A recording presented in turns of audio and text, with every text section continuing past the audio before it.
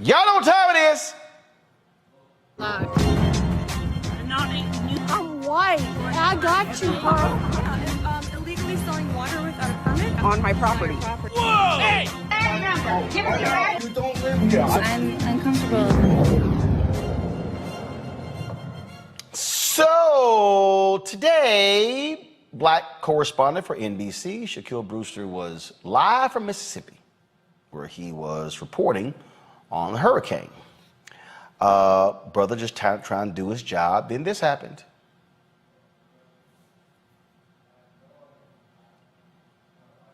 Hey. We're going to check in with Shaq Brewster just to make sure all is well. Some trees that have fallen, or at least limbs that have fallen. So they're going to go ahead and do that survey to make sure that they're okay. Craig, I'm going to toss it back to you because we have a person who needs a little help right now. Hey. We're going to check in with Shaq Brewster just to make sure all is well. There's a lot of crazy out there, a lot of crazy. And Bill Cairns, thank you as well. Again, we'll make sure Shaq's okay. And do that survey to make sure that they're okay. Craig, I'm going to toss it back to you because we have a person who needs a little help right now. Hey. We're going to check in with Shaq Brewster just to make sure all is well. There's a lot of crazy out there, a lot of crazy. And Bill Cairns, thank you as well. Again, we'll make sure Shaq's okay. I do want to note here for a moment, you probably saw or heard a few moments ago, one of our correspondents was disrupted by some wacky guy during his live shot there in Mississippi. Please report that Shaquille Brewster is doing just fine. Shaq is okay. I'm just saying, would have been white man down, white man down. I'm just saying, what would have happened? You just rolling, guys, pull the audio up a panel, y'all. That's when you drop the mic. I mean, because you saw how they were talking. You saw how he pulled the microphone out and put his hand in his chest. Yeah. That microphone would have been my weapon. I'd have hit him right upside his head. Right upside his head. And poor Craig Melvin ain't Roland Martin, so he can't say crazy ass white man assaulted, our reporter, and he called it wacky. No, he ain't wacky. He MF batshit crazy. What the? Yeah. Never mind. Don't get me on my soapbox about crazy ass white people but between COVID, the hurricane, and just pure ignorance, this has taken this up to a level. It's exponentially caused insanity. Exponential insanity. I mean, how dare that man? And praise the brother for keeping it together. But like I said, that microphone would have been upside that boy's head, and the next shot would have been of him laying in that water. Yeah, that would have been a little problem there. I'm just saying, you roll up on the live shot. I don't know if you carrying something or whatever. Somebody would have got popped in their mouth in Macongo.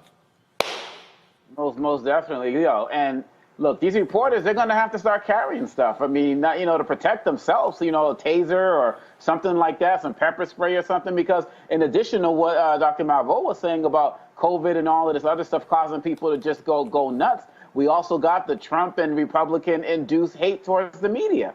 So, these guys were targets before COVID even became a thing. like with all of these issues going on, people are looking for folks to target. I feel really sorry for Shaq, but quite honestly, these guys are going to have to figure out, maybe they have a police detail with them or carry something, like I said, some mace or pepper spray, because they literally have to protect themselves, because this is happening all across the country. I remember I saw one journalist, a lady said, well, oh, are you from CNN? And the lady was like, no. She's like, oh, because if you were, I would spit on you. Like, seriously? You're going to literally walk up to someone and spit on? No, you ain't going to spit on me if I'm reporting. There's going to be a problem. And it's going to be just a matter of time if one of these reporters do drop their mic and just start swinging the mic, I'm saying. Hey, all I'm simply saying, Avis, look, don't get your ass whooped. I'm gonna tell you right now. Look, we were down in Atlanta for the Me X Swag Challenge, and there were folk who were rolling up on me, who were just trying to speak or whatever. And what gets me is this here, y'all. Okay, like when we're set up and I'm sitting in a chair with a bunch of cameras around me, I'm probably live. I'm just saying, it's a good bet that I'm live. And folks will come up and they want to talk. Like I had one brother who was he was a wrestler, and my man grabbed back on my shoulder. I was like, see, I mean we've had some close encounters with folks a few times, and so that situation, yeah, mic getting dropped, we assuming the position.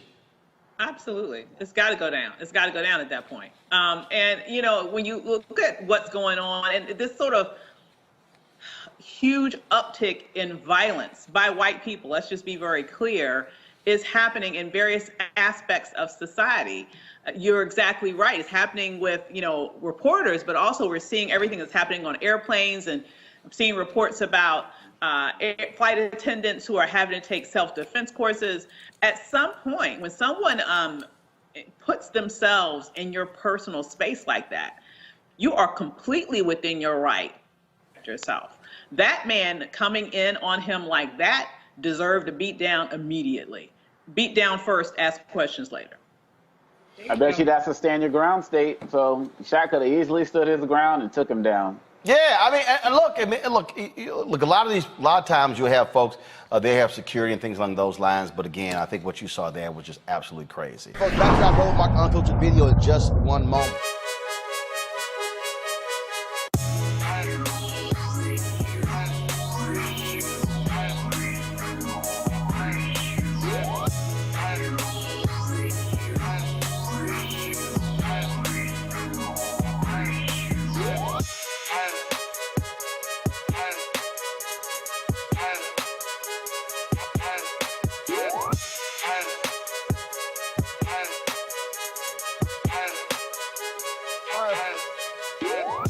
All right, folks, CEEK is a streaming platform for virtual events and virtual reality experiences featuring the biggest names in music, sports, and entertainment from around the globe. It, of course, is a Black-owned company founded by Mary Spio. CEEK's mission is to enable content creators to directly generate revenue from a global audience on multiple devices, including VR headsets, smart TVs, gaming consoles, mobile and desktop devices. Whether you're a gamer, music or sports enthusiast, CEEK has something for everyone. All right, folks, and a couple of items that they have that you can actually purchase. That is their 360-degree headphones. Unbelievable sound and bass with these headphones. Great for gaming as well. Bluetooth enabled, and so you can definitely get these headsets in addition to their virtual reality headset as well, where you simply just pop your phone in right here, watch your VR content right there on. Watch it right there on CEEK.com. You can watch 360-degree video as well. If you want to get either one of these, go to CEEK.com. Use this promo code RMVIP21, RMVIP21, and that will give you a discount. And remember, when you purchase these headphones or even the VR headset, a portion of the proceeds comes back to us here at Roland Martin Unfiltered, Black-owned company, supporting another Black-owned company. Again, CEEK.com.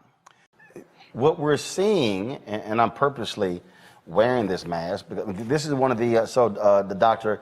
Clavon Gilman, he, of course, we've had him on the show emergency room physician out of Arizona. He posted this and said, these are these KN95 masks, bag of 60. He says one lasts him a week.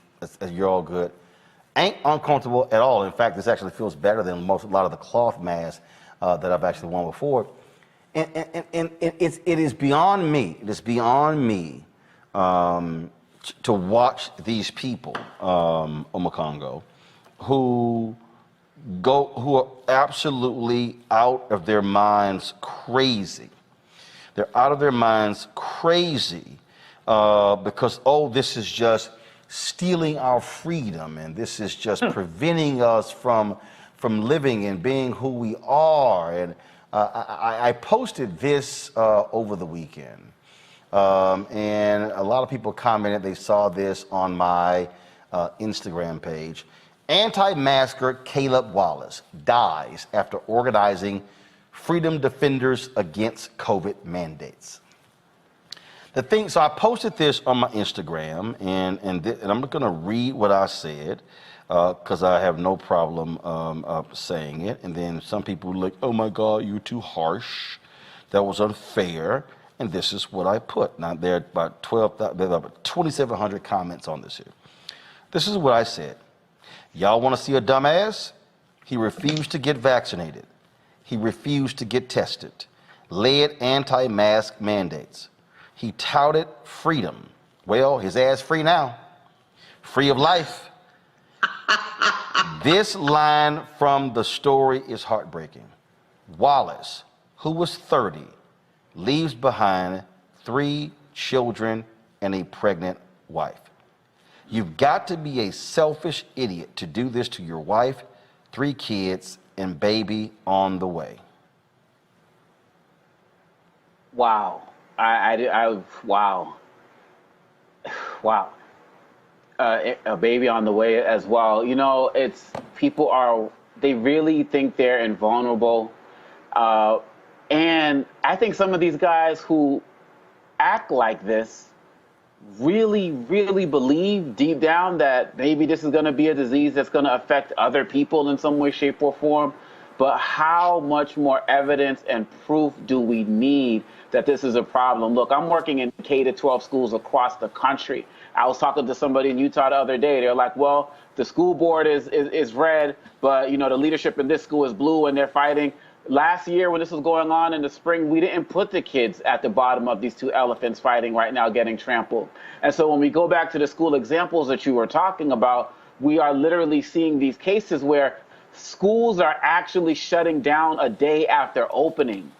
As a parent of 3 children who could not wait for them to be back into the classroom, I promise you, if I get a note saying that we're going virtual again, I'm going to lose my mind.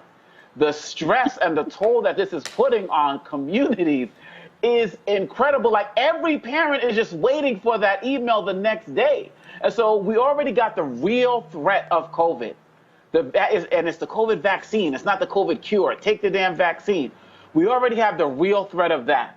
But the other tiers that we have to pay attention to is the level of education that our children are losing, because when they got to be at home and they're not getting the best of services, and it's always going to affect us more, Black and brown people or people in poorer communities, and sometimes we make up to both categories in large numbers. And it's going to have extra large effects in the larger community as it relates to people not being able to go to work because they got to be home with the kids and so on and so forth. This is a health disaster, and it's an economic disaster, and as has been said, entirely preventable. People are leaving their wives and husbands and families and children behind over something that is preventable. It's one thing to not believe in the vaccine and take all of the precautions. But I hear what people say about your post being harsh, Roland, but I understand what you wrote exactly. Because not only was he against the vaccine, he was out there flaunting every single thing that could help people heal themselves. And a lot of us are just fed up with that type of attitude and behavior. So there's going to be a lot more people who are agreeing with you than disagreeing. Folks, back to that Roland Mark Unfiltered video in just one moment.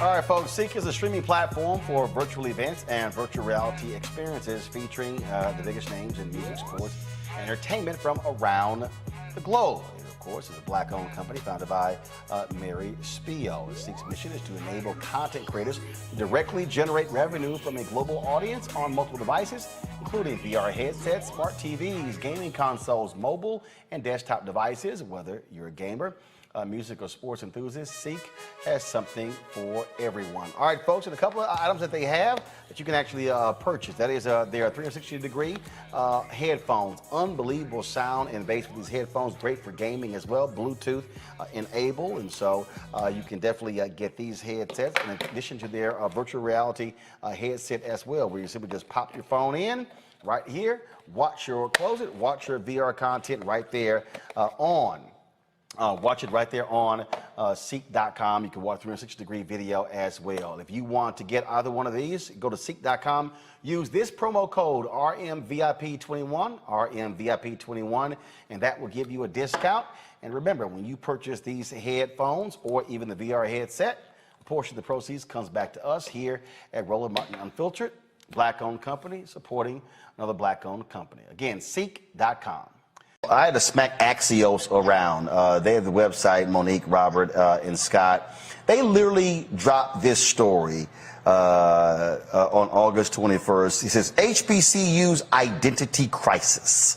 And if you scroll this story, they lay out HBCUs, what they call the big picture.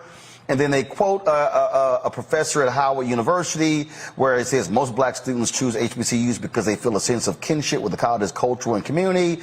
And then they quote him by saying that it's also why there's a sense that non-black students are invaders. They then go on in this story, they talk about the history of HBCUs, what's happening today. And then and how enrollment at HBCUs is increasing with non-black students. It says in 2018, non-black students were 24% of enrollment at HBCUs compared with 15% in 1976. Then they use this, which I think is just stupid. They go, as HBCUs sought out more non-black students, a handful, such as West Virginia State University and Bluefield State College, became predominantly white, leading to racial tensions. And so they quote a graduate of West Virginia State University, this guy, and talks about this tension, and then goes on to say, blah, blah, blah, okay, some other stuff. Okay, here's my problem with this article, how stupid it is. And I literally tweeted the two authors of this article, as well as Jim Vanderhay, who is the co-founder of Axios. This article is stupid because they use as the example of HBCUs having identity crisis two HBCUs located in the state of West Virginia. Monique, Robert, and Scott. The black population of West Virginia is 3.6%. Not 36%, not 30.6%, 3.6%. Okay? They make no note in this article about the explosion of attendance at HBCUs over the last decade.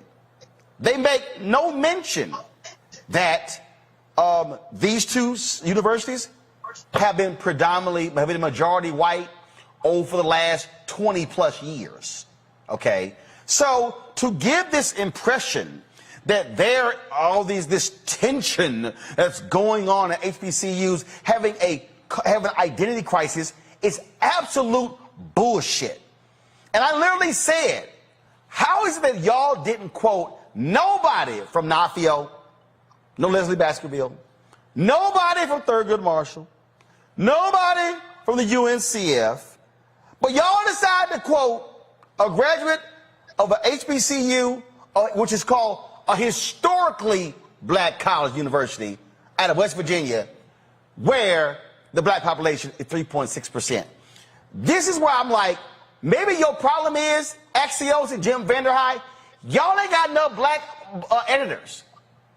Maybe your problem is you ain't got enough black staffers who would have seen the story and say, Identity crisis? No. This is absolutely idiotic, Monique, and horrible journalism. It is. Robert. I yield to Scott for 300. Robert. I call on who's She yielded to me. This ain't Congress. Well, a couple points. It was Jeopardy. A couple points. One on the kind of circling back to the female drum major story. I do want to give a shout out to LaToya, the showstopper Lee, who was our drum major at Clark Atlanta University back in 2002. When female drum majors. We ain't talking about Clark Atlanta. Well, look, I went to Clark Atlanta. I'm the in Atlanta. story was Grambling. Clark Atlanta. Can you stay focused? Going to point B on this issue. I think that what we're seeing in the popular press, particularly right-wing press, is an effort to slander HBCUs. As we've seen more and more funding going to them, more and more publicity. We saw what Chris Paul did in the bubble to promote HBCUs. We're seeing more SWAC and MEAC teams playing major universities. We're seeing more money going towards HBCUs in general. They were trying to do everything they can. Why would you say going to Howard?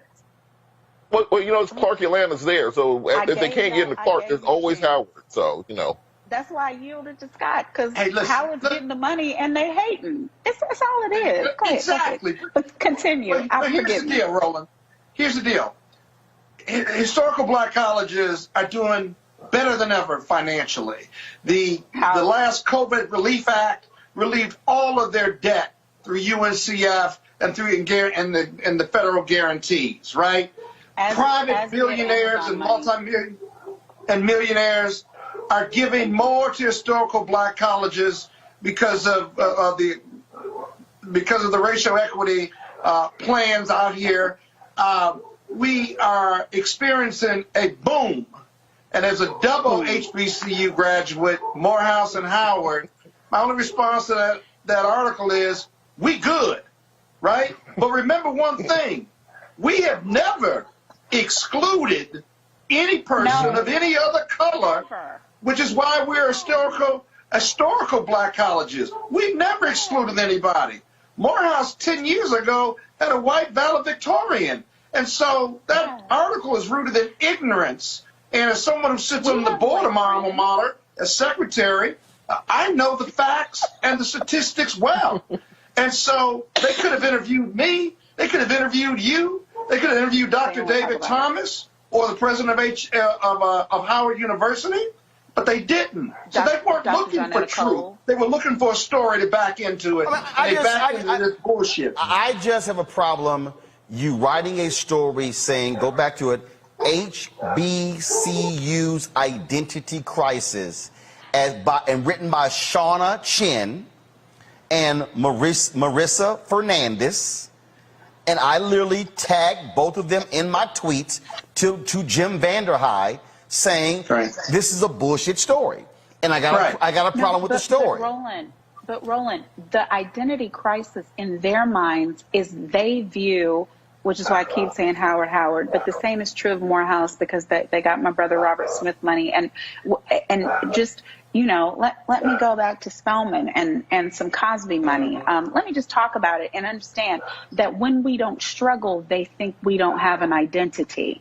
Like us struggling to get an education is part of the identity, and it is not. You can't steal my culture from me as a Howard grad just because people who are of other hues come through. They've always been coming through, and they get an education, and they experience more blackness than they've ever experienced while they get their wonderful education. So just because people with millions and billions are more and more supporting what the three of us on this panel have been blessed to experience doesn't mean that we don't have an identity. We have our same identity. We are just ratified.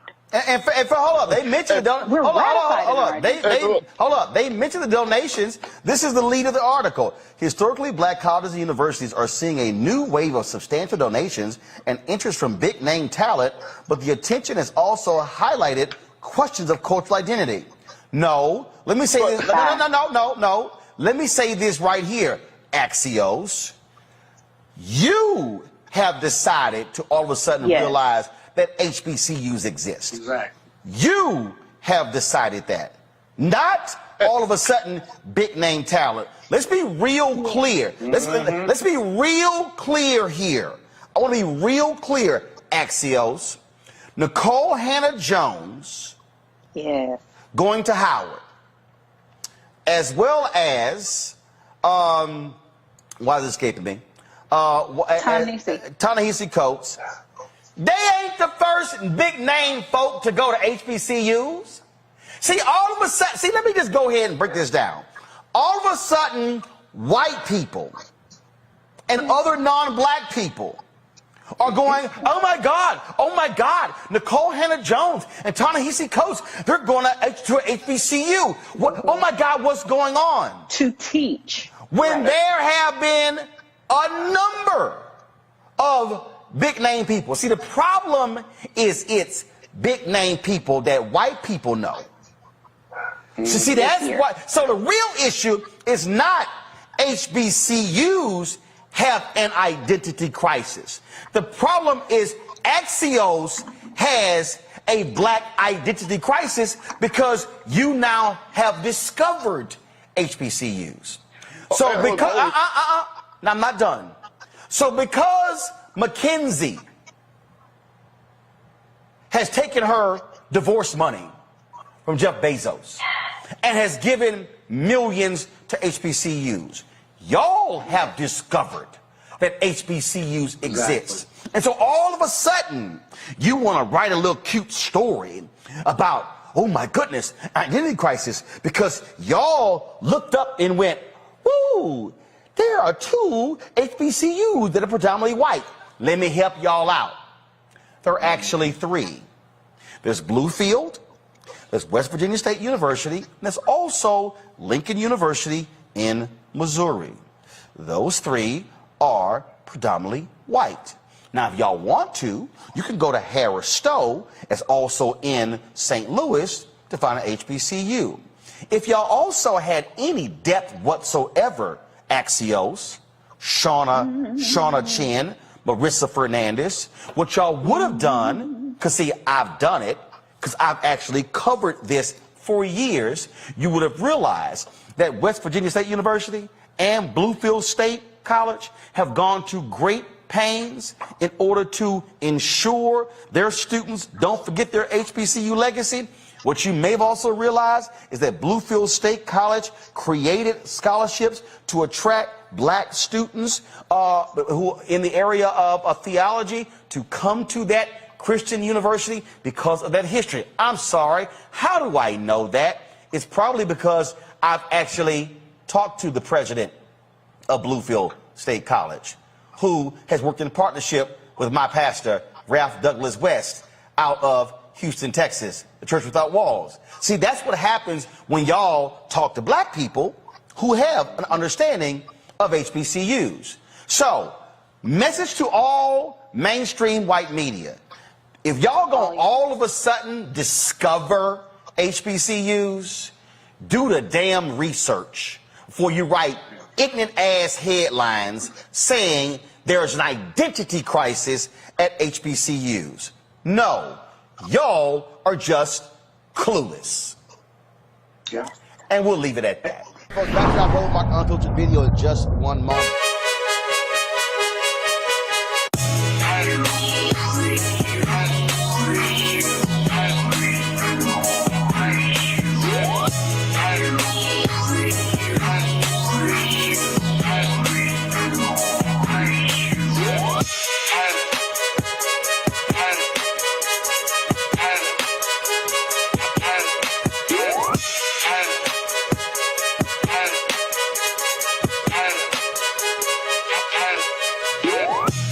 CEEK.com is a black-owned company founded by Mary Spiel, a virtual reality company where you have the content where you can really see some tremendous virtual reality video. Of course, you can do so with this VR headset right here, where you just simply pop your phone in, and then, of course, you pop it on, and then, of course, you can experience that 360-degree video in virtual reality. You can look at a lot of the great content of other artists that are on their site as we speak. You can also listen, with these amazing 360-degree sound Bluetooth headphones. And of course, I know Scott hates it, but the gold ones, I certainly match my Alpha attire. And so, again, great sound. You can use it for gaming. Like I say, it's Bluetooth, so you can take phone calls. The music is tremendous. The bass is crazy.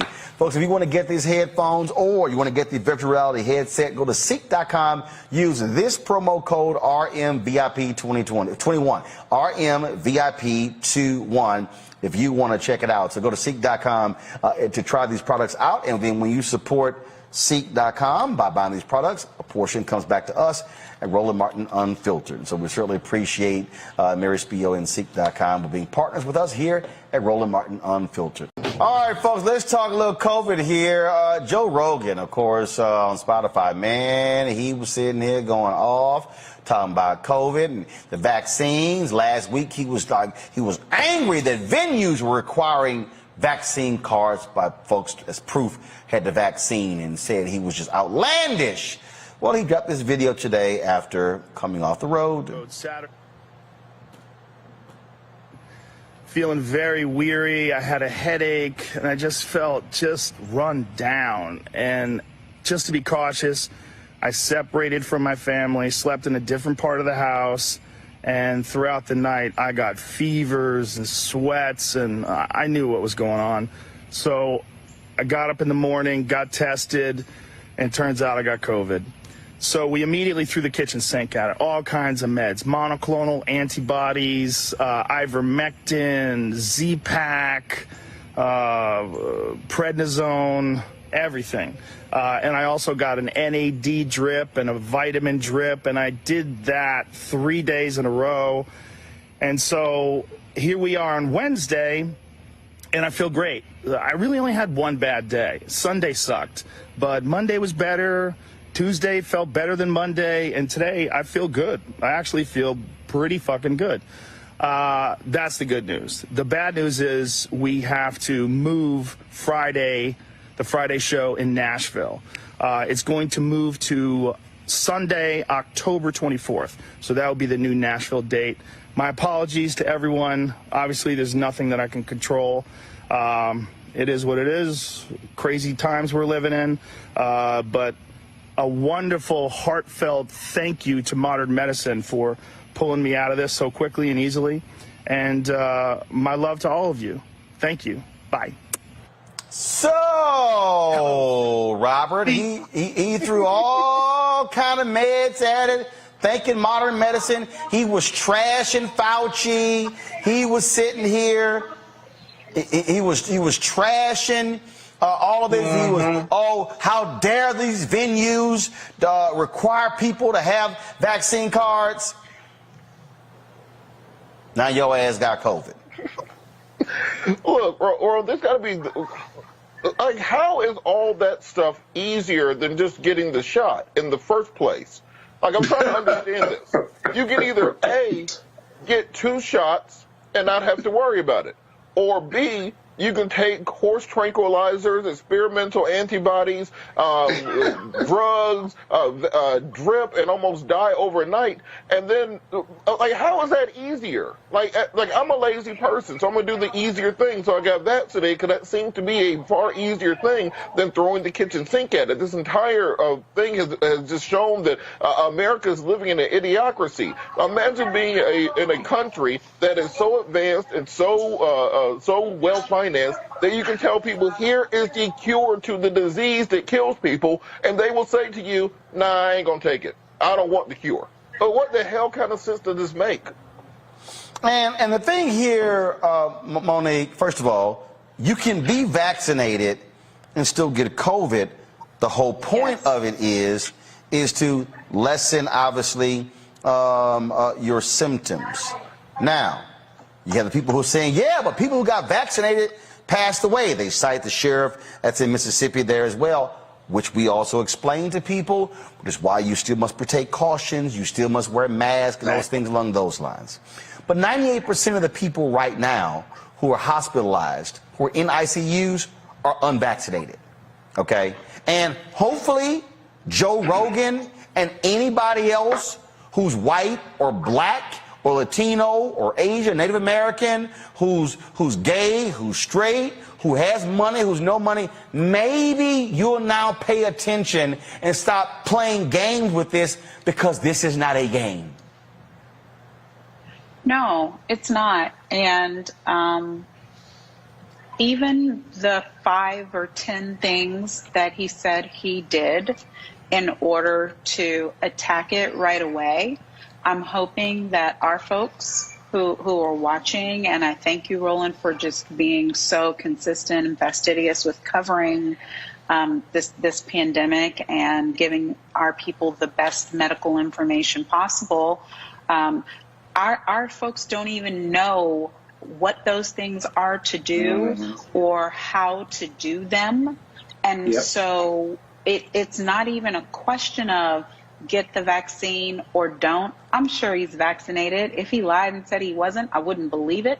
But then feeling symptoms from a breakthrough and then knowing, I mean, to try prednisone, to know which vitamins to take, to be able to access all of the different things that are available to people who have money, influence, the right color, access to medical insurance, access to health care.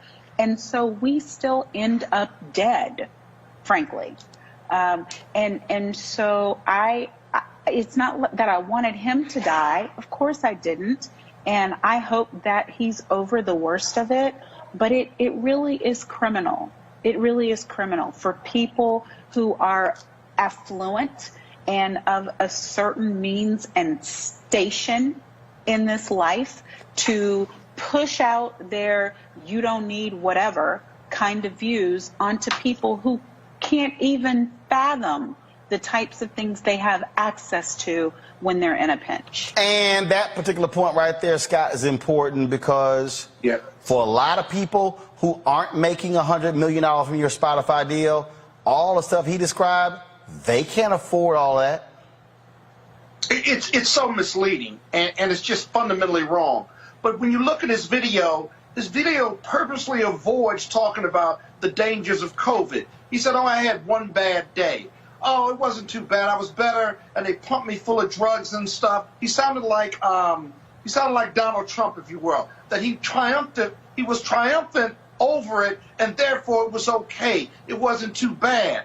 But what about the long-termers? You see, I have friends who are long-termers who still can't taste their food. They can't smell. They have no sense of smell. They have liver and heart damage. That's the real danger. Sure, 90% of the people in ICU right now haven't been vaccinated, but there are people who, even if they cure themselves or if they overcome it, are still have long-term effects. That, in many respects, is more dangerous because you're going to have a lifetime of long-term effects as opposed to being in an ICU and dying from COVID. They're both just as bad. And I just think it's just unbelievably sad and cruel that these leading voices on this platform, this media platform, are spewing this negative filth, and 49% of Americans who live in this incredible country are not getting vaccinated, are catching COVID, making life miserable for the rest of us, and we won't make it, this government, Democrat or Republican government, I don't care, won't make it an obligation, won't make it a requirement to be vaccinated, for kids to be vaccinated, for adults to be vaccinated, when you have over 500,000 people have died from it. You can read anecdotally, but this science is real. It's real. Yeah. And yet we kind of are dumbfounded as we walk around with COVID and hold on to our First Amendment rights. It's a compelling state interest, health, safety, and welfare. We can impinge on our constitutional rights when you have that compelling state interest. It's time to do it. They've got a new variant right now called Mu, that they're monitoring right now, which is spawned from the Delta variant, they think, which was spawned from the original COVID-19. This thing may never go away so long as we act like this. All right. Thank you, Scott. I'm sorry, Roland. Go ahead. You said compelling state interest, and that was going to be my only question. Scott, do you have a plan in mind for how the federal and also, I can see how the state government could get a mandate going, but how can the federal government do it? Because we know that these states, like my home state of Texas, like Louisiana, the Florida, all the devil governors, they're not going to do it. So what could be done for them? So the federal government, the same compelling state interest under the U.S. Constitution, they can still impose that federal mandate on the states and penalize them or withhold funds if they don't accept it until the case can go to the Supreme Court. That's very doable. But we do it for polio. We do it for smallpox. Yeah. We do it for driver's licenses. We do it for all of these things to impinge on our constitutional rights. And the federal government just seems to be hesitant to do that because the country is politically split right now. And I get that part, but eventually, how many people are going to have to die? How many long-termers are going to tax our healthcare system before we wake up and say we must infringe on your First Amendment rights and you must be vaccinated because science works and all your political bullshit doesn't? Your political bullshit kills. And it's a bottom-line proposition, and it never stops being that. Well, Scott, I think also we have to look at whether steps are going to be intercessant to that, because many of these MAGA people, they're waiting for a reason to start a civil war. So I think Joe Biden's very cognizant of the fact that the minute that you put a national mandate in place, we saw what happened on January 6th. Imagine that happening in every state capital. I think what will happen first is you have to start icing these people completely out of society. I know nobody likes the idea of a vaccine passport, but look, it's my birthday. I want to go to a concert into a venue. Everybody who's in there should have to show their vaccination in order to do so. If you want to board a plane, you should have to show a proof of vaccination, because you using your First Amendment rights should not impinge on my individual freedom to be able to go see Frankie Beverly and Mays. I don't need to think that I should be punished because of your bad decisions. Yeah. Wait, Robert, are you saying did it's your you birthday say for real? ice the MAGA people? Is it your I just want to birthday? make sure I heard that. You can ice them, you said? Yes, Monique, it is. Yeah, you got to ice them out of society in general. Robert. Happy birthday. That's not the point. The point is, you got to ice these folks out of society so we can all reopen and get back to doing normal stuff. You're not going to use your 11 millimeter to do that. I just want to make sure. You mean politically ice them, right? Yeah, we mean that you have to stay home. You get to stay home. The rest of us go outside. Exactly, man. It's unbelievable. It really is. It's just unbelievable. Are you singing? You're letting her sing on your show, Roland. You would never let me sing. I'm here for it. This is why me and Monica road dogs. It was mostly just an example of how as women, it doesn't matter what you're saying. We can just keep on going. Happy birthday to you. Well, at least you're singing the right version. You're singing the right version. Yeah, I sang the whole other version while you talked. You didn't hear any of it. Happy birthday, Robert. God bless you. Happy birthday, we love baby you. boy. We love you, youngster. Keep no on question keeping about on. it. How old are you? Keep hope alive. I stopped counting. I think 37 or 38, somewhere around there. You're a damn lie. But you go on. I'll let you have that one. But happy birthday anyway. How real? September 1st, 84. Hey, Roland, let's pivot. What's the next topic?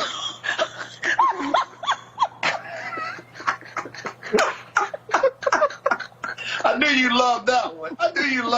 Monique. Roland, you don't want us to ever have a show. I hate you, Scott. I hate you every time you tell him what to do. Our hopes of our own time is further and further away. He's not amused. He's not amused. I know he isn't. This is our shot. What is wrong?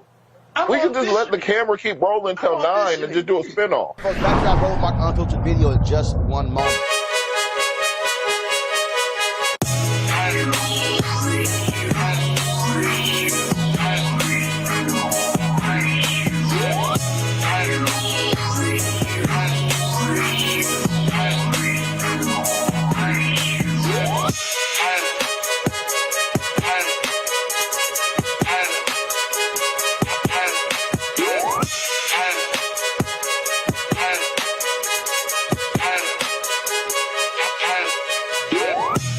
CEEK.com is a black-owned company founded by Mary Spio, a virtual reality company where you have the content where you can really see some tremendous virtual reality video. Of course, you could do so with this VR headset right here, where you just simply pop your phone in, and then, of course, you pop it on, and then, of course, you can experience that 360-degree video in virtual reality. You can look at a lot of the great content of other artists that are on their site as we speak. You can also listen with these amazing 360-degree sound Bluetooth headphones. And of course, I know Scott hates it, but the gold ones, I certainly match my alpha attire.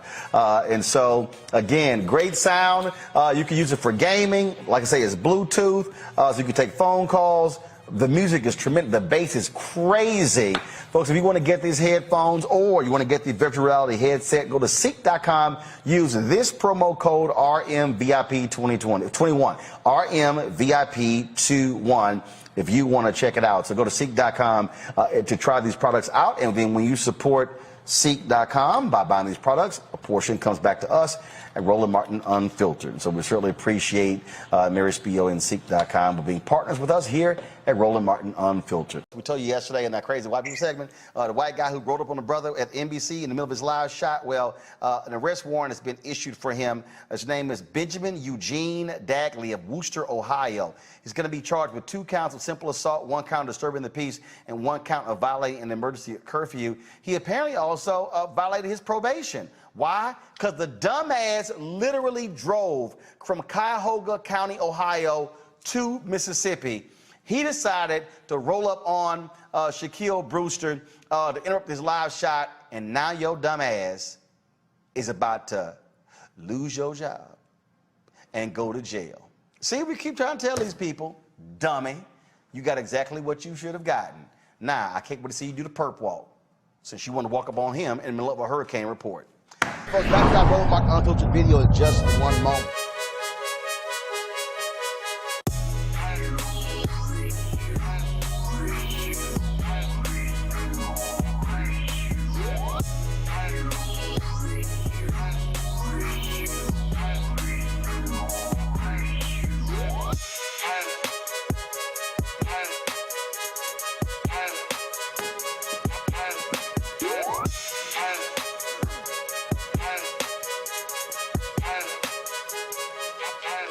All right, fam, folks, at CEEK.com, virtual reality, of course. You can check out the content at CEEK.com. The company is black-owned, founded by Mary Spio.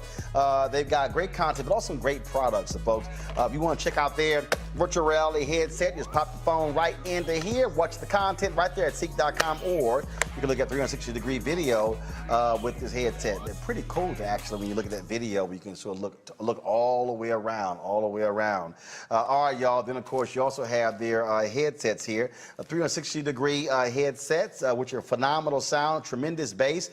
You also, of course, Bluetooth. You can talk with these. Also use it for gaming as well. Use the promo code RMVIP21, RMVIP21 to purchase one or the other. You can also subscribe to CEEK.com for their content, music, sports, all kind of great live stuff. So just go to CEEK.com, CEEK.com, and check it out. Folks, Afghanistan is now waking up to a new reality. The U.S. military has withdrawn all of its troops, ending America's longest war. Nearly 2,500 Americans died during that particular war, spanning 4 presidencies.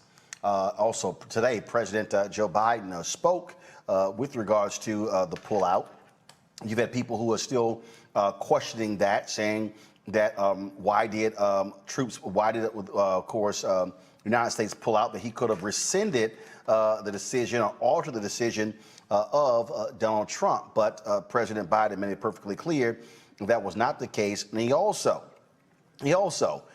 made it clear that this was the right decision for America to get out of this war, for him to actually end this particular war. And so you still have those particular critics.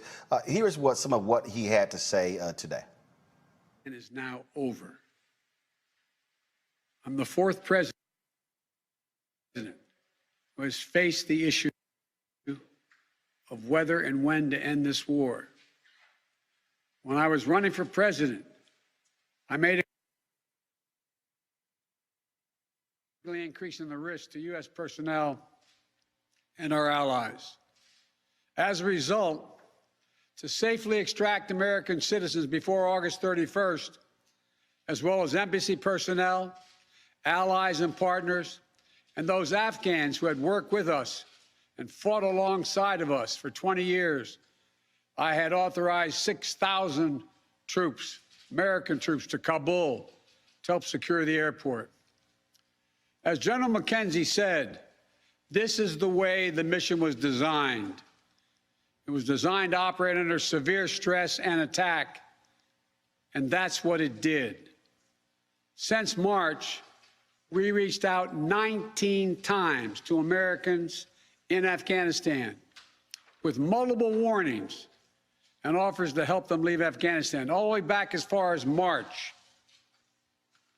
After we started the evacuation 17 days ago, we did initial outreach and analysis and identified around 5,000 Americans who had decided earlier to stay in Afghanistan, but now wanted to leave. Our Operation Allied Rescue ended up getting more than 5,500 Americans out. We got out thousands of citizens and diplomats from those countries that went into Afghanistan with us to get bin Laden. We got out locally employed staff of the United States Embassy and their families, totaling roughly 2,500 people. We got thousands of Afghan translators and interpreters and others who supported the United States out as well. Now we believe that about 100 to 200 Americans remain in Afghanistan with some intention to leave. Most of those who remain are dual citizens, longtime residents who had earlier decided to stay because of their family roots in Afghanistan. The bottom line, 90% of Americans in Afghanistan who wanted to leave were able to leave. And for those remaining Americans, there is no deadline. We remain committed to get them out if they want to come out.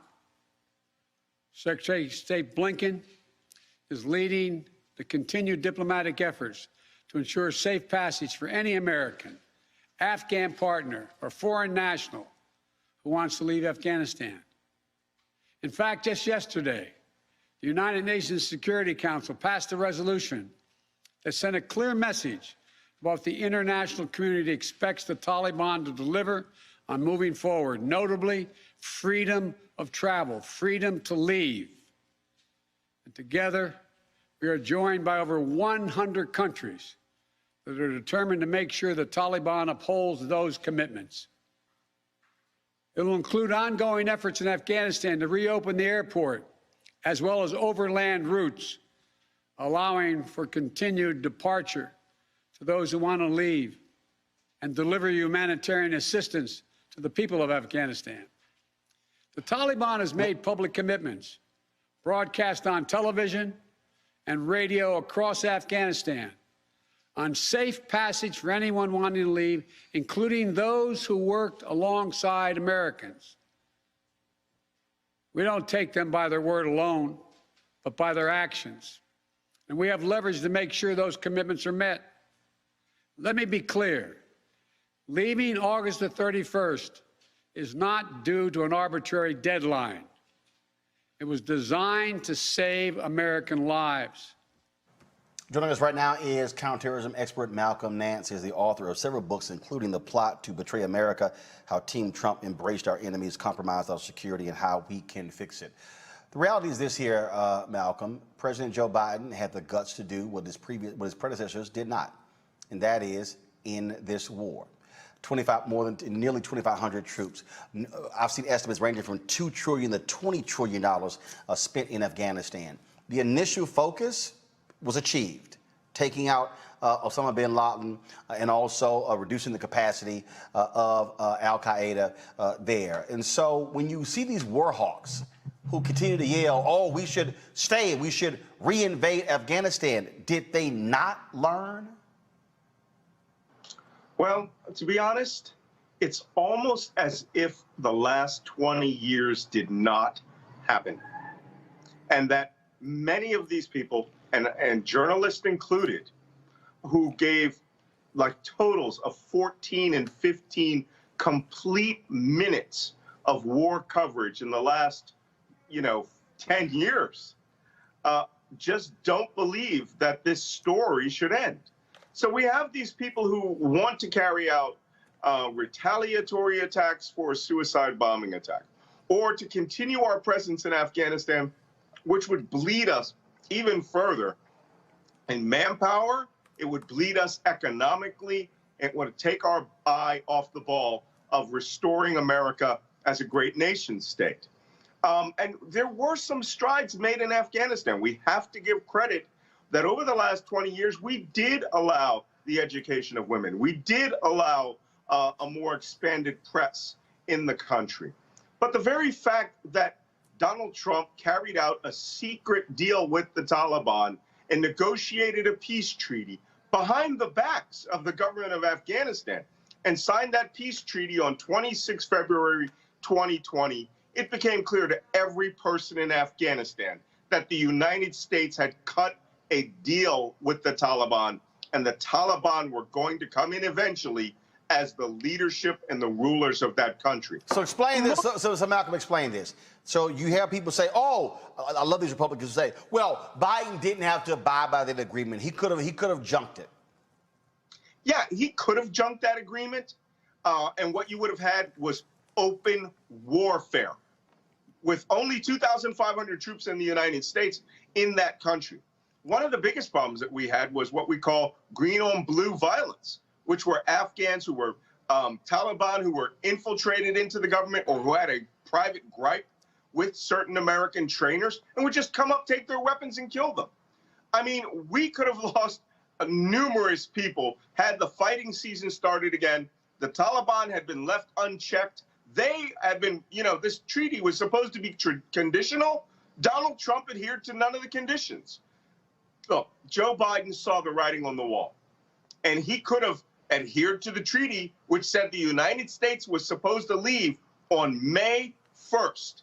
Donald Trump himself in his last weeks tried to get his acting Secretary of Defense to remove every U.S. soldier before January 1st of this year and abandon all U.S. equipment in the country. Not the stuff that belonged to the Taliban, the stuff that belonged to us.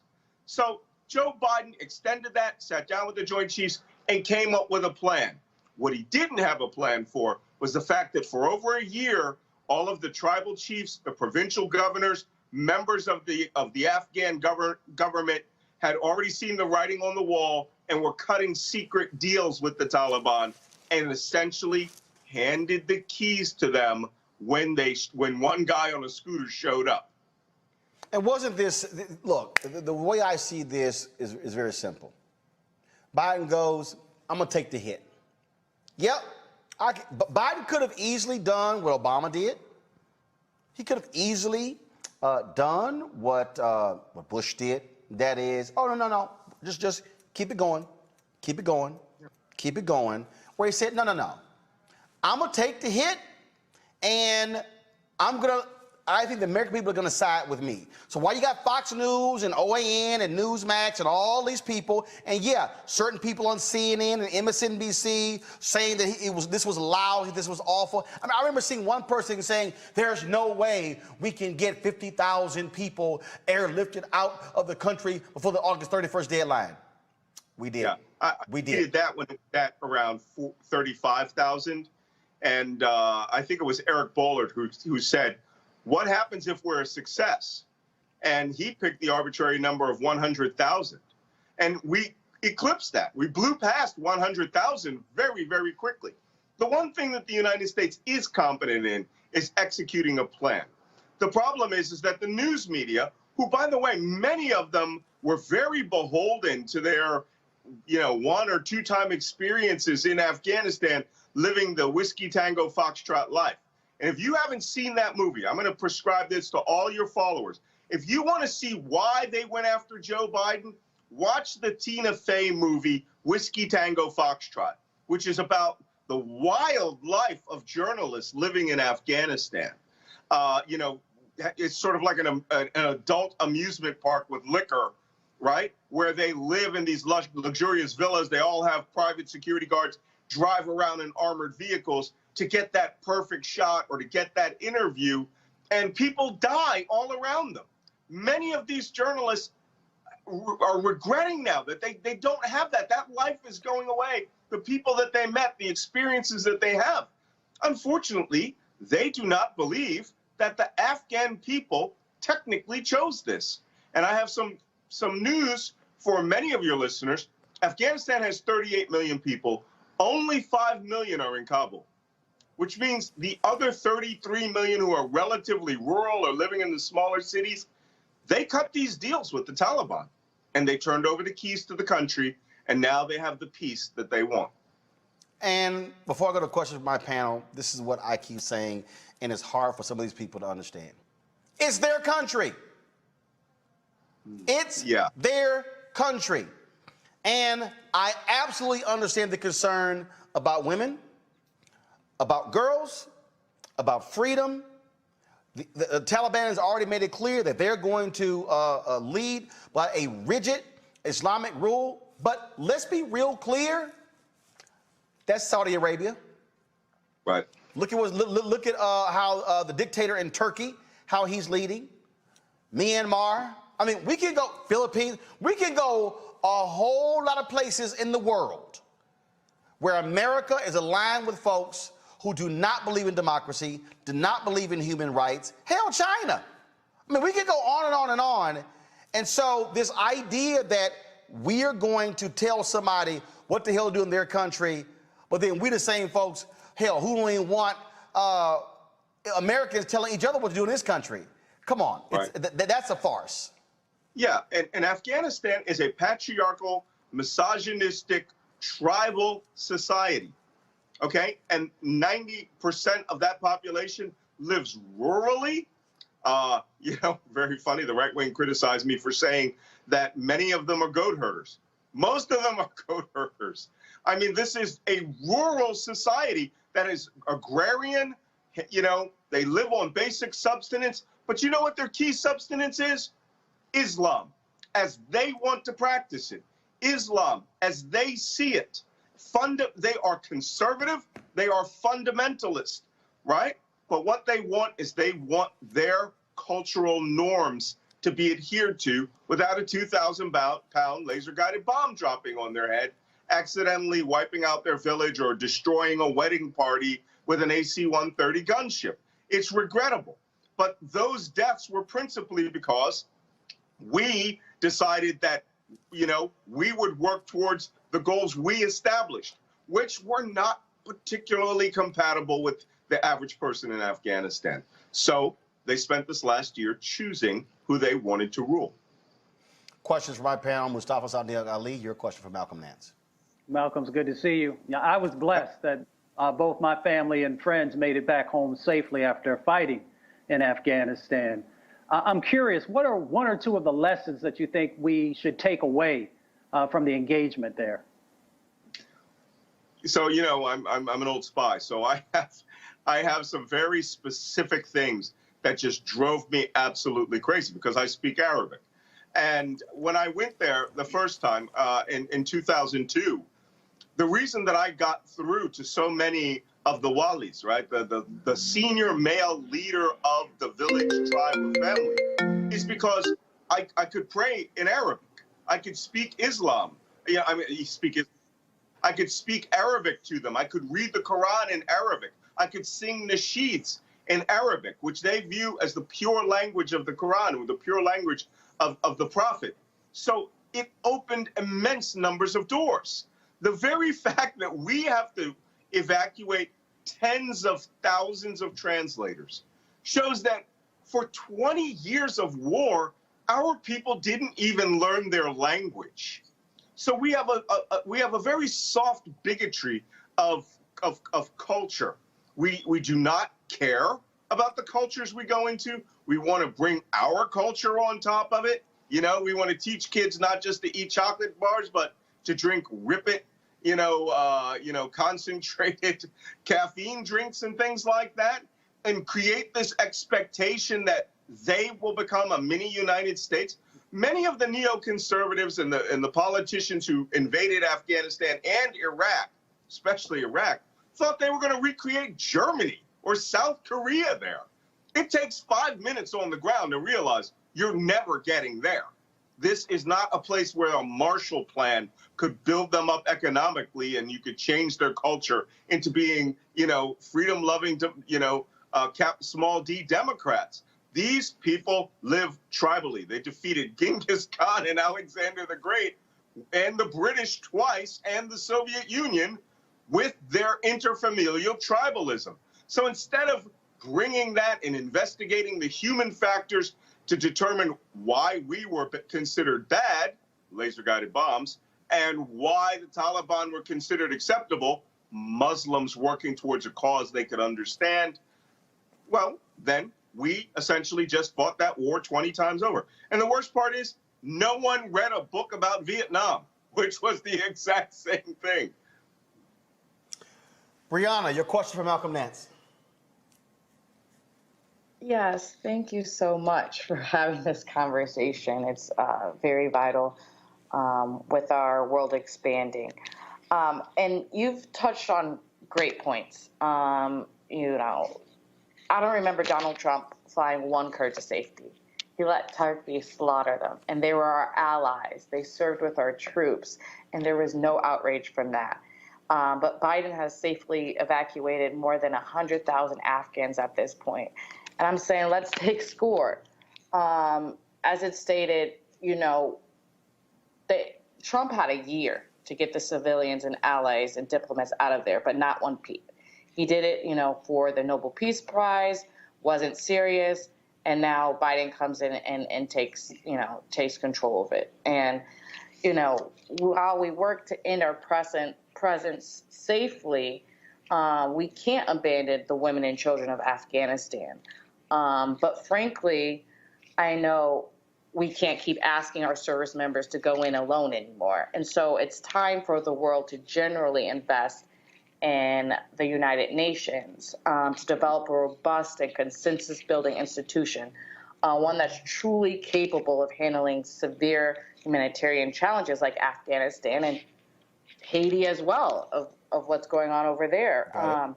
And so as we keep a close eye on how these crises unfold, what are some policies or suggestions that you think could come from the White House and really playing a role stronger into the United Nations when focusing on this? I'm glad you said that.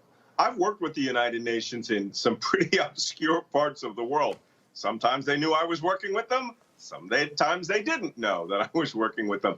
But I always understood their goal, right? Many people like to disparage the United Nations and think, oh, there are a bunch of consensus-building people. We're going to have 500 meetings. There's some organizations that are insanely successful. World Food Program. The World Food Program is like the Special Operations Command. And instead of dropping bombs at their terminal target, they pallet drop food or they bring in bags of food. The World Food Program is insanely successful organization. No one starves when they're around. And they have these incredible digitized databases where everybody gets a little tag on their arm and they know precisely down to the calorie how much each of you have gotten in food, and they can get that food out there. We should be supporting the WFP, UNICEF, the United Nations Children Education Fund. They're talking about transitioning funds. We just had $6 billion sitting in a kitty right now that was supposed to go to the government, it was supposed to go to the government of Afghanistan.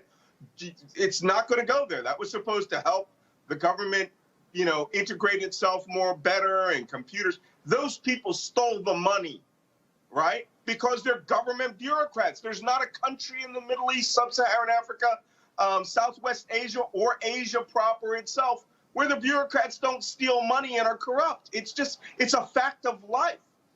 Take that $6 billion, drop $3 billion into UNICEF, drop the other $3 billion into the World Food Program, or UNHCR, United Nations High Commission for Refugees.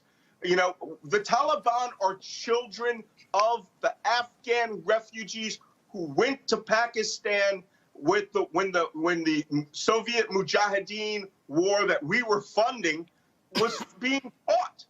And so in those camps, they became the Talib, right? The students who were studying fundamentalist Islam, and therefore when they came together as a combat arm, they were the Taliban, those who are students or those who are educated, in Islam.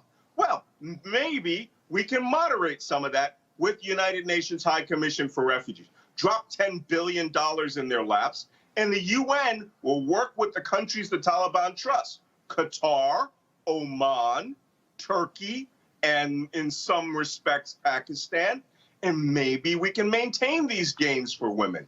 Maybe the Taliban don't want to be North Korea of Southwest Asia.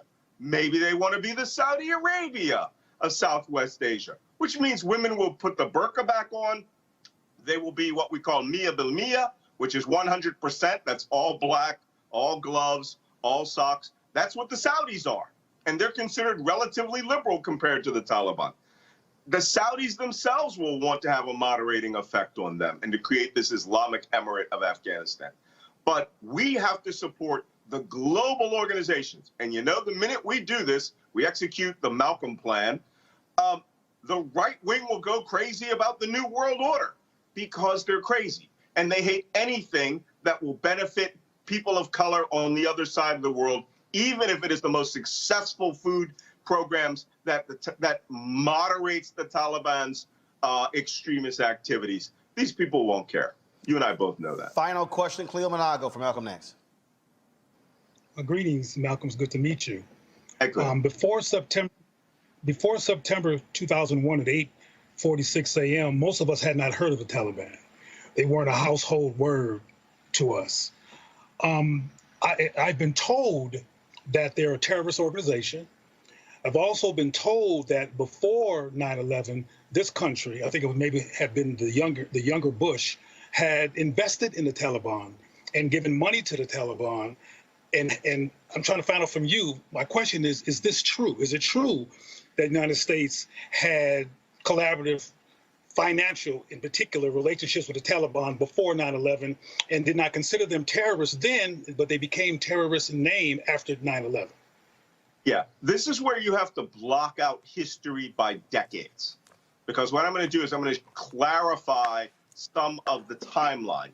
From 1980 to 1989, the men that the United States funded from the northern tribes in Afghanistan, and the northern tribes in Afghanistan, and then assisted the government of Saudi Arabia to fund Arabs to come from across the Middle East, the fundamentalist diaspora, and to get fundamentalist Arabs out of their country so that they wouldn't carry out their own jihad.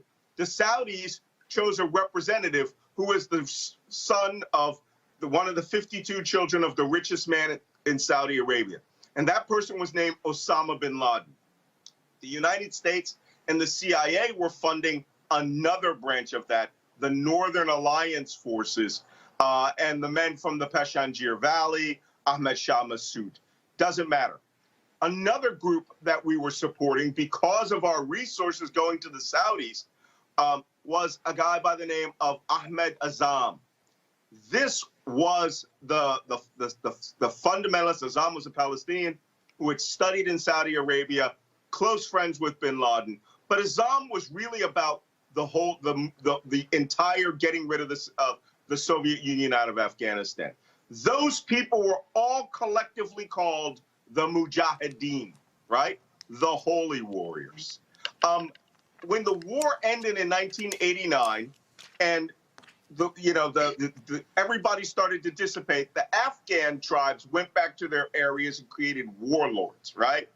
Osama bin Laden and Abdullah Azam got into a fight in Peshawar, Pakistan, in 1989, because Azam said, war's over, everybody go home.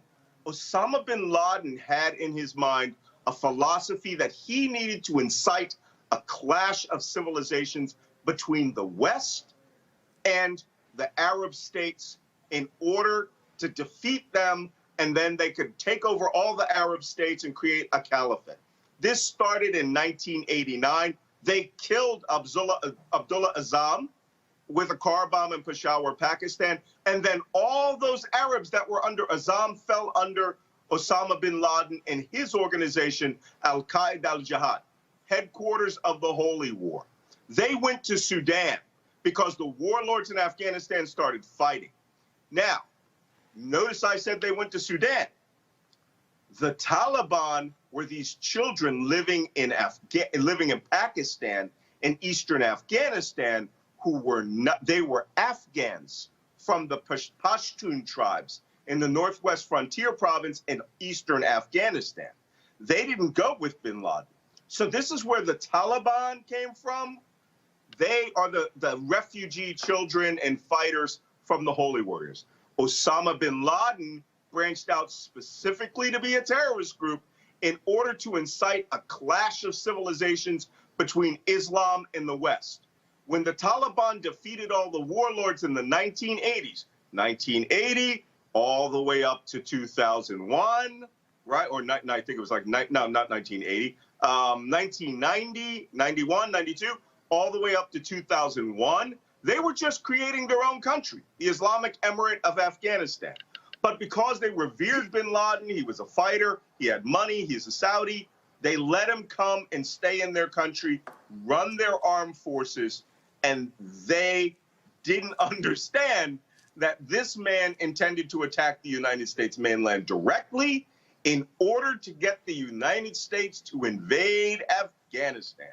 And his incitement was called the September 11th attacks, the holy month attacks. That was 9/11. Bin Laden wanted us to invade Afghanistan so that he could do to us what he did to the Soviet Union, which was break us politically and economically. And arguably, he's done that. Malcolm Nance, have not seen you a lot on MSNBCs. That's why I called you. I said I need to get your perspective. There are very few black people out here breaking this whole stuff down from a counterterrorism perspective. We certainly appreciate you joining us, folks. One of Malcolm's books, you see it right there, and that is The Plot to Betray America. Folks, be sure to get that. Malcolm, thanks a lot. Just remember, Roland, black spies matter. Absolutely, I agree. Folks, back to our Roland Mark Unfiltered video in just one moment.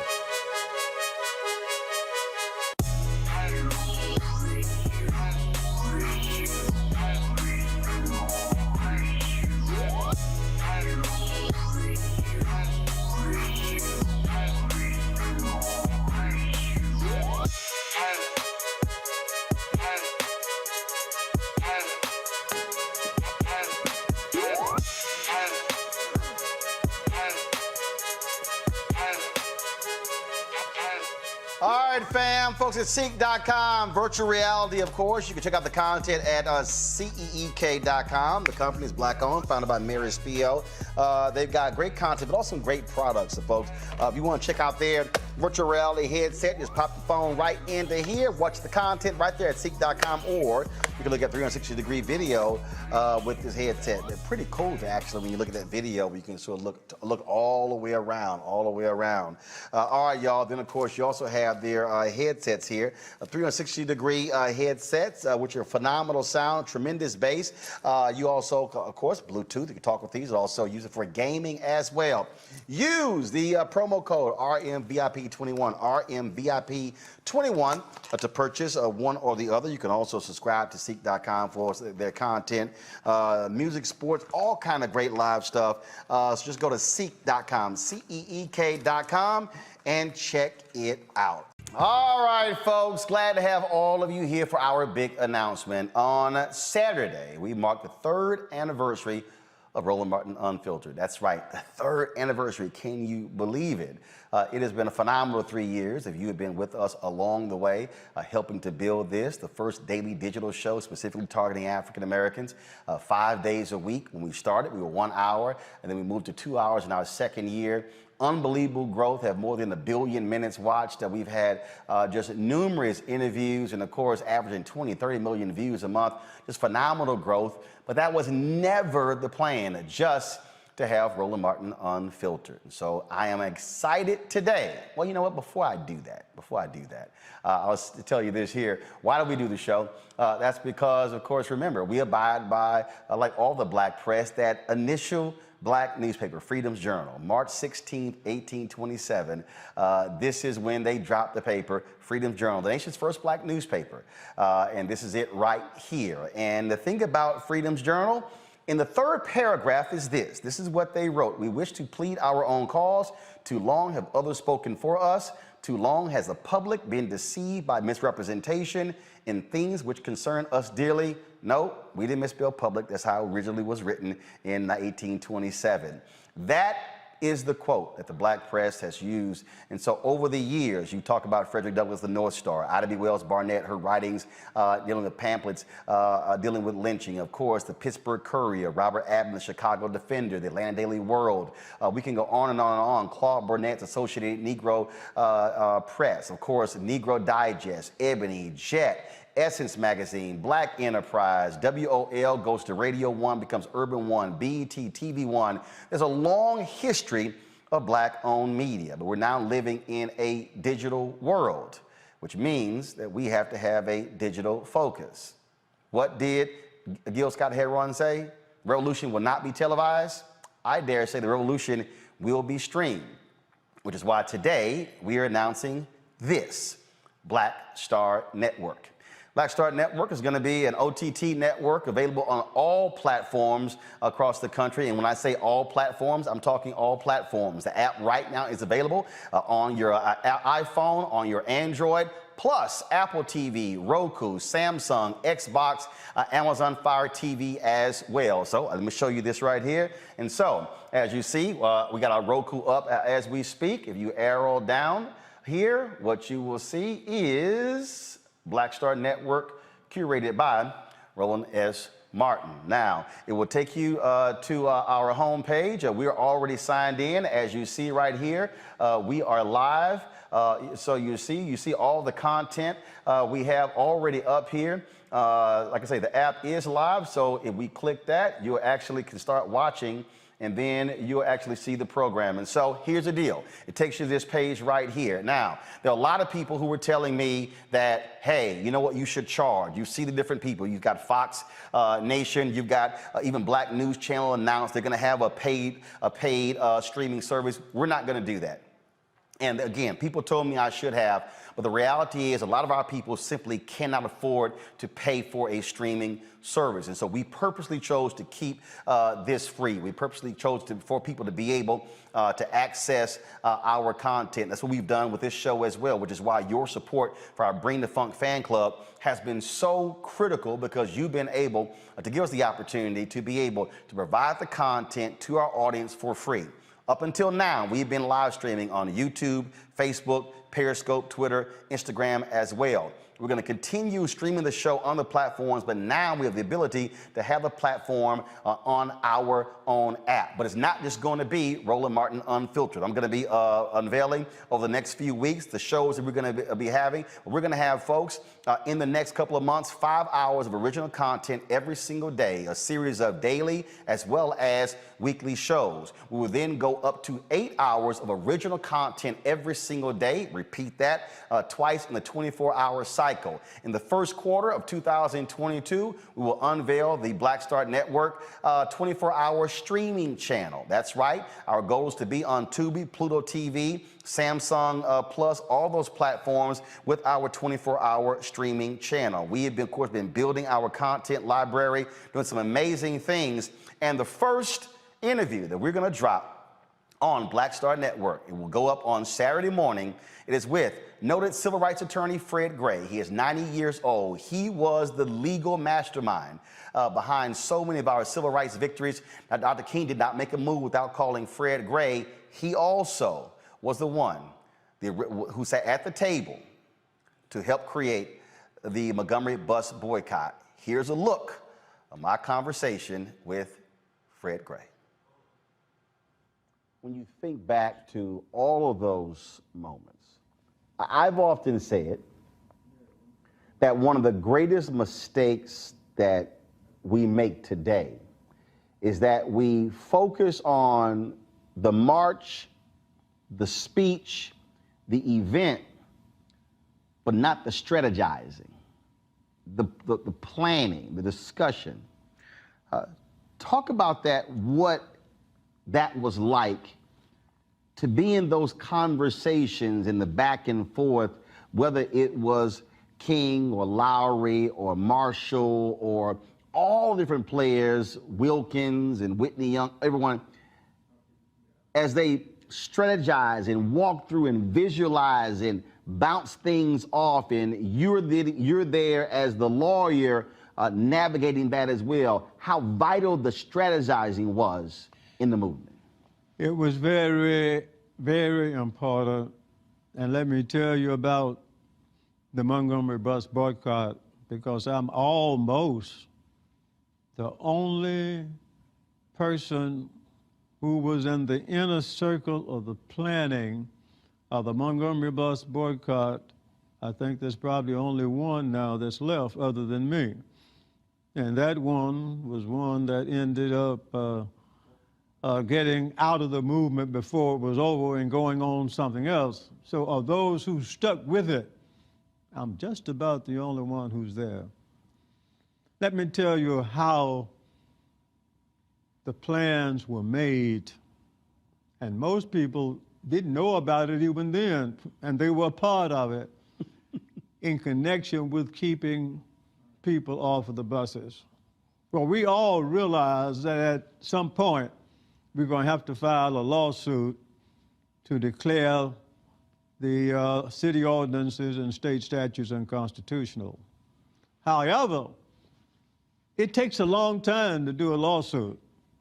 You can do it, you've tried, you got 2 or 3 appeals, take 2 or 3 years. And if you're going to tell people immediately that you got to stay off of the buses until the lawsuit is resolved, they say you whistling Dixie. All right, folks, again, you're going to be able to see that full interview on Saturday on Black Star Network. Now, if you're watching right now, folks, you can actually download the app right now on your mobile device. You can download it on your Apple TV, on your Roku, any of your devices. Now, we were just in Los Angeles doing a variety of interviews because we're also going to be having a weekly one-on-one show called Rolling with Roland. One of the folks we talked with in LA was my man, Jeffrey Osborne. Here's a sneak peek of that conversation. When did the damn woo-woo song just become like stupid crazy? You know what? It was so funny because that song was written by, I wish I had written that song, by the way. You ain't lying. Yeah, I bet you do. It was written by a couple of friends of mine, Bruce Roberts, Andy Goldmark, and it was called You Should Be Mine. And I recorded it. I came home, and I'm playing it around the house, you know, and my daughter was 3. Tiffany was 3 years old at the time. So I'll tell you how long ago. Yeah. And she kept walking by singing woo-woo. And she said, Dad, I love that woo-woo song. And I'm like, you can barely talk. That's not the woo-woo song. It's called You Should Be Mine. No, it's the woo-woo song. No, it's You Should Be Mine. No, it's the woo-woo song. So I'm fighting with a 3-year-old. So I called the songwriter and I said, my daughter says, this is the woo-woo song. And they said, well, maybe she's right. So they kind of named it the You Should Be Mine, but in parentheses, right. It's called the woo-woo song, right? Wow. So the record company, before it was released, they were sold on this song. They was like, oh, this song's a hit. So they went out in the street with microphones in the city and had people sing woo, woo, woo. And that was part of their campaign. And people were going crazy over just singing, can you woo, woo, woo? And that song just blew up. And from then, now people are calling me the woo-woo man. I'm like, what? Right, you know, Jeff, that's the woo-woo man. Right, it's a woo-woo man, exactly. But that song, man, even still today, I go out and people sing, they love it. And the worse they are, the more fun it is. It don't even matter how good you are or how bad you are. Then people started showing up at the concerts knowing I was going to go. They were showing up with instruments.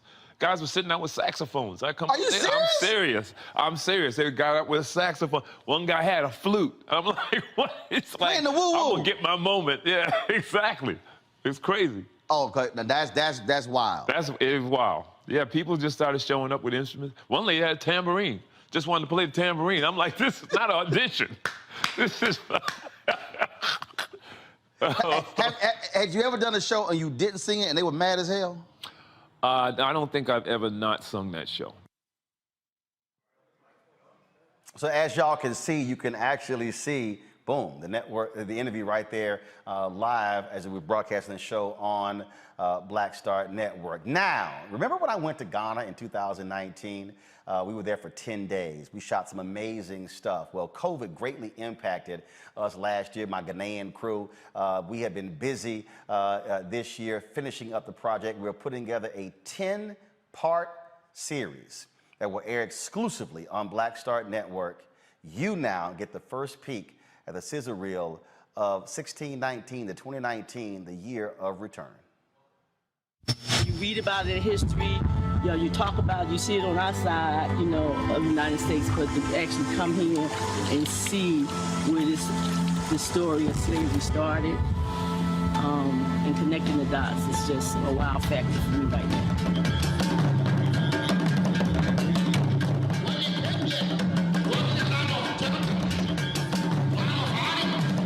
Dark inside. You might not see too much, but you're gonna feel everything. Just imagine to see prisons in the yard in the United States.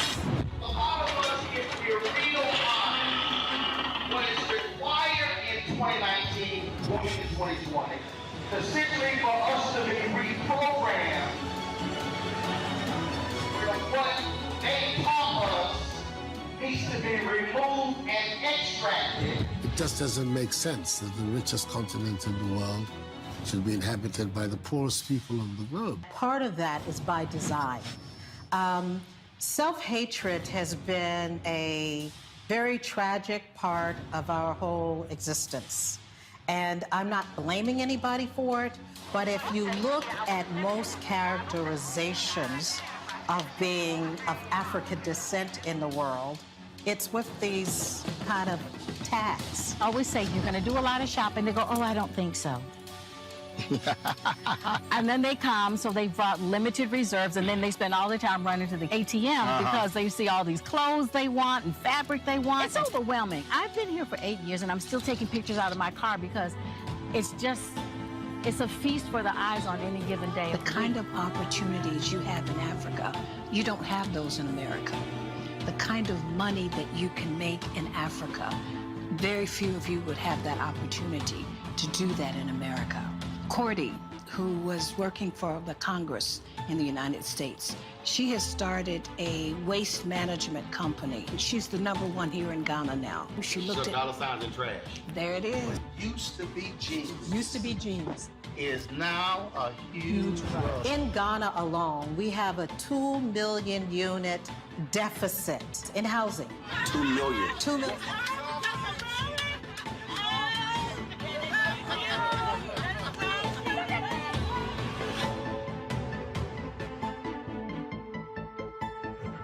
Seven of the 10 fastest growing economies right now are African nations. Why in the world would we not be trying to figure out how to connect? Because the Lebanese are, the Chinese are, everybody else is doing it. We will be crazy to do it. And it's for people who look like us. We will be crazy to do it. Crazy to do it. Crazy to do it.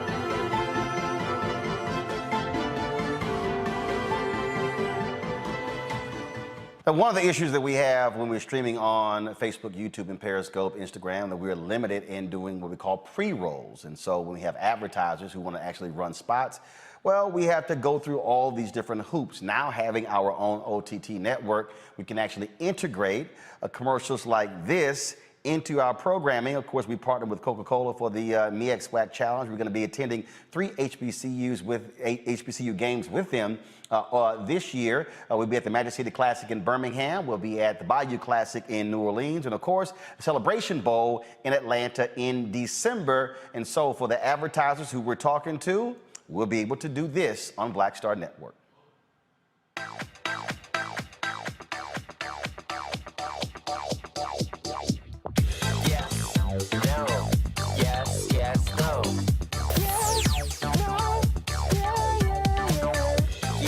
Yes, no.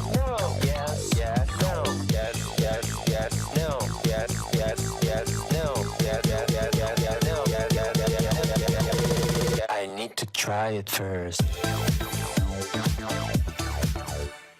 All right then, folks. And so it has been absolutely phenomenal. Now, you may be asking, how did I come up with the name Black Star Network? Well, last year, we actually tasked a company to put together a list of names. And so what they did was they sat with some marketers and they sat around the room and they spent a couple of days tossing out different things. And I wasn't happy with what they came back with.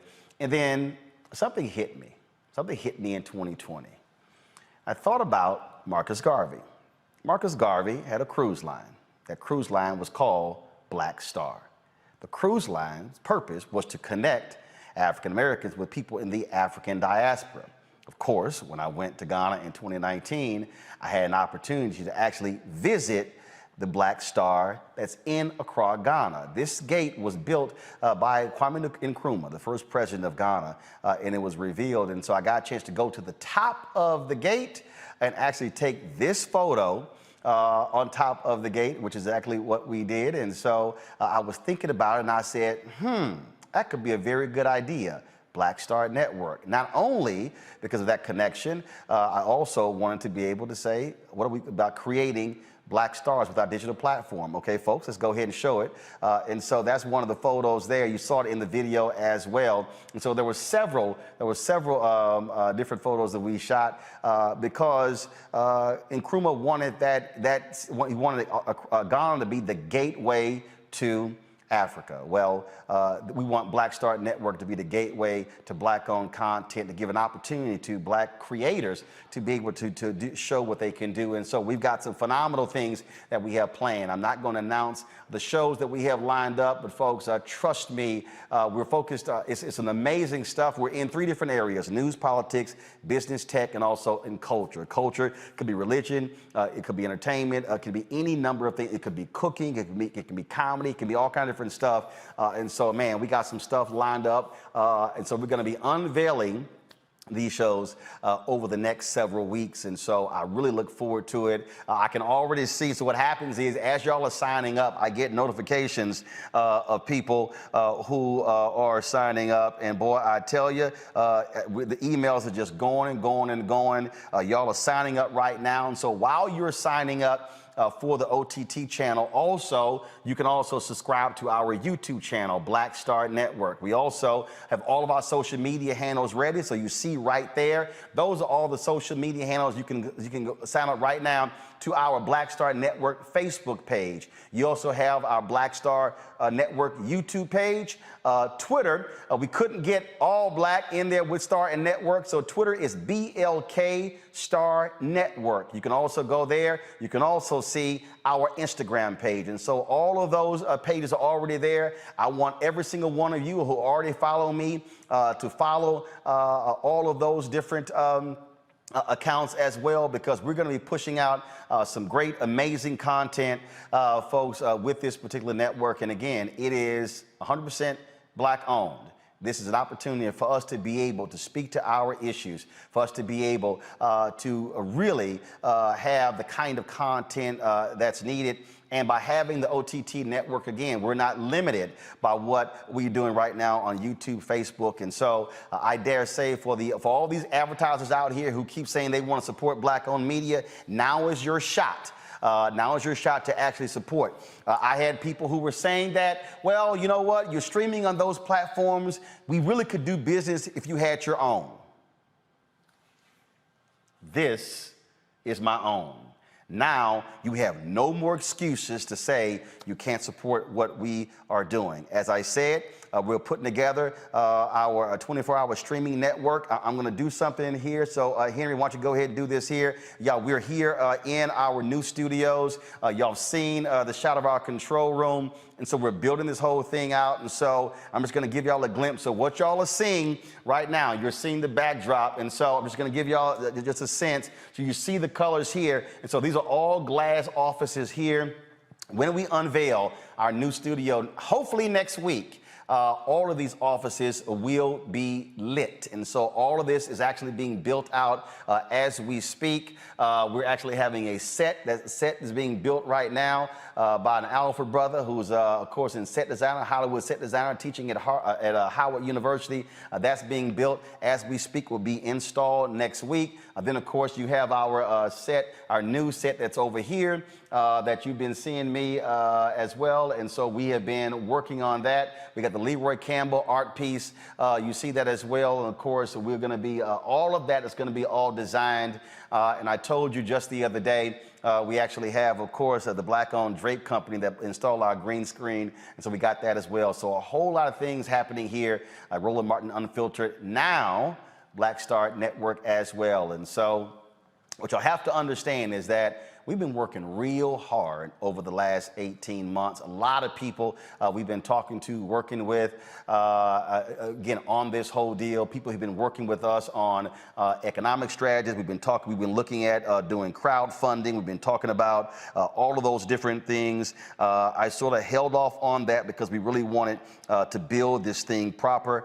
Dwayne McKnight with the Marathon Fund, we've been meeting with him on, again, finances. How do we actually build this out economically? But y'all have been so critical because it's your resources that have been helped us to be able not to have to go out and give away equity for a small amount of money. We've been able to build this thing very methodical over the past 18 months. And so that was always the plan. And you got to understand who also saw this. My wife, Reverend Jackie Hood Martin. When I had my 40th birthday, she was asked the question, it was in the video, she was asked the question, what will Roland Martin be doing by the time he's 50? And she said he will have his own network. Remember, I turned down the deal at TV One in 2018 after News One Now was canceled, and I was 49. We launched Roland Martin Unfiltered on September 3rd, 2018. I'll be 53 in November. We were building this for the future, and I can't wait to unveil the stuff that we have. And so it's going to be fantastic. Y'all have played a huge part in it. And so we want you to tell all your friends, all your family. They can download the app. They can now watch our content on their television. A lot of our seasoned saints, you don't have to see them try to get them to figure out how to use their phone. If they have Apple TV, if they have Roku, if they have Amazon Fire TV, if they have Samsung Tizen, if they have Xbox, they can now watch Black Star Network and Roland Martin Unfiltered on all of those platforms. Folks, back to our Roland Martin Unfiltered video in just one moment.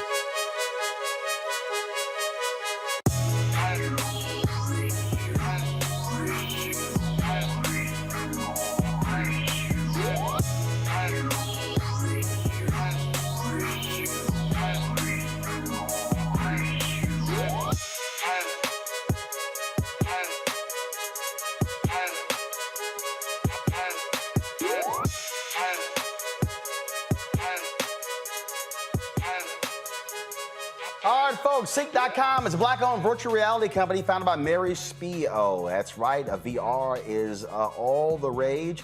The ability for you to be able to actually be immersed in the space to feel what's going on. Imagine being at a concert and you're watching the concert, but you're actually in the seat in the concert. And so that you can able to see that great videos and all kinds of different things on CEEK.com.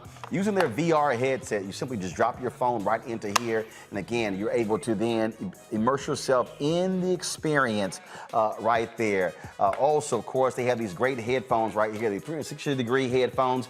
You can use this for gaming. It's Bluetooth. You can talk on them as well. The bass is tremendous. I love jamming these when I'm on airplanes. Folks, you can get these by going to CEEK.com using the promo code RMVIP21, RMVIP21, where you can get these. And when you purchase one or both of these, a portion of the proceeds comes back to us here at Roland Martin Unfiltered. You know, we support Black-owned businesses, and it's the Black-owned businesses giving back to us as well. So go to CEEK.com, CEEK.com, to get these items. In Georgia, a school superintendent is allowing teachers to wear jeans to alleviate pleas for district-wide mask mandate. Huh? Bullock County School District Superintendent Charles Wilson sent an email encouraging to help teachers to be more comfortable in classrooms. The email reads the following.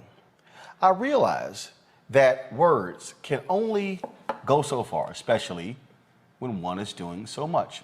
But I still have to reach out and say thank you for all that you are doing for our students and for each other. Everyone fights their own battles, but all of you are angels and heroes to our children, and they need you. Please remember that. I talked with principals today, and we all agreed that though it is a small gesture, you would enjoy the liberty of wearing jeans for the next month. Wilson wrote, so by all means, please enjoy your jeans throughout the month of September and the rest of August. The email offended teachers, citing rising COVID cases, the need for a mask mandate to protect students and staff. Hundreds of students in the district tested positive for COVID in the first 3 weeks of school. Masks are currently optional in the school district, and exposed students can still attend school as long as they are asymptomatic. So, Julian, I'm confused. He chose jeans over this. I'm just trying to understand. I'm just trying to understand what's more comfortable. I mean, first of all, this mask is not uncomfortable, but I dare say that if it felt like my chest was caving in and I couldn't breathe, that might be a wee bit uncomfortable. You know, this is hilarious. It is beyond hilarious. I mean, I don't know who this man is. I don't know how he became a superintendent. He needs to give his credential back and go someplace. I mean, this is just the craziest thing I've ever heard. First of all, the reason why teachers dress professionally is to show students, to be role models for students. And the teachers want mask mandates because they want to be safe and they want their students to be safe. So what does this idiot do? I mean, so you can wear jeans? I mean, what is the point? I don't get it, but I just find it repugnant that someone who's an educator and a theoretical role model would come up with such a stupid, not trying to curse on the air, but you know what I'm thinking. Just a stupid directives. So no mask, but you have jeans. That's not an even exchange. I mean, that's simply not an even exchange. I mean, I don't get it. I am an educator. That's what I do. And I just can't figure out this man's rationale. But if he's elected, put him out. If he's appointed, unappoint him. He is endangering students, and he is endangering teachers, and he is a MF idiot. Folks, back to our Roland SMACKS Unfiltered video in just one moment.